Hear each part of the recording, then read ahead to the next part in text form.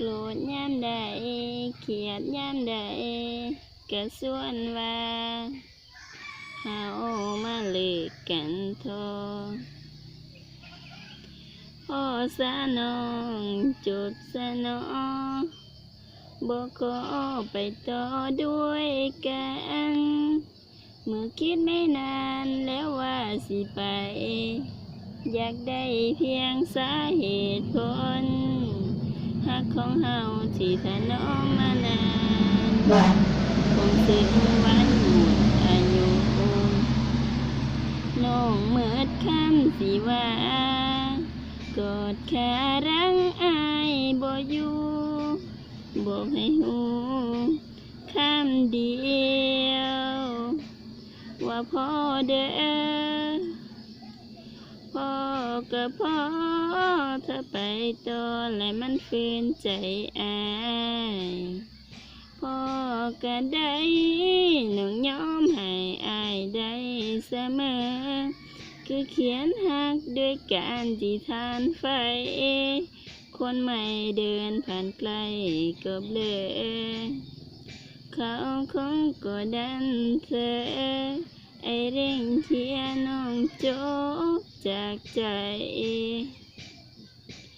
หมดความหมายบ่มีความหมาย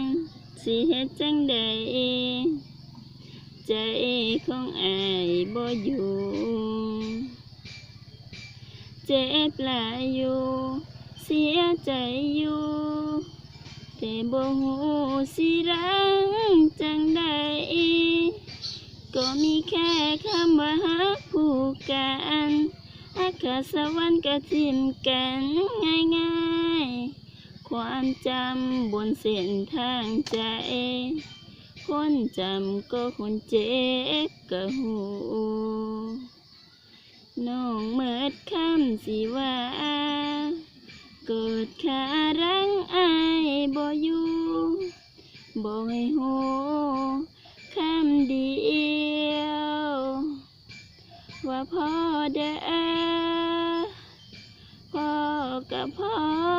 เธอไปต่อและมันฝืนใจอาย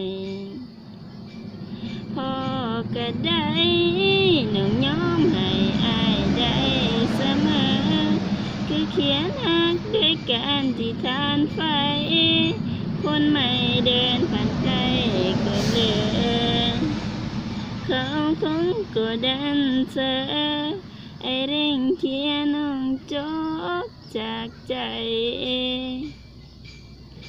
ไอเร่งเทียน้องจบจากใจเพื่อเปิดตัวคนใหม่แม่นบ่